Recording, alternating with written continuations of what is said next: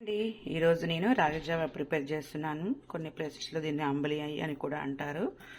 So రాగి Java prepare చేయడానికి ఫస్ట్గా నేను ఒక 2 కప్స్ వాటర్ని యాడ్ చేసుకున్నాను. కొంచెం రాగి పిండిని ఇలా తీసుకొని వాటర్ వేసి ఉండలు లేకుండా కలుపుకుంటాను. ఇలా మరుగుతున్న వాటర్లోకి కొంచెం సాల్ట్ వేసి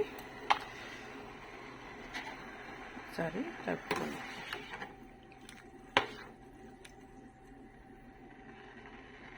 ఇలా కలిపిన తర్వాత ఇందులోకి రాగి జావని యాడ్ చేయండి.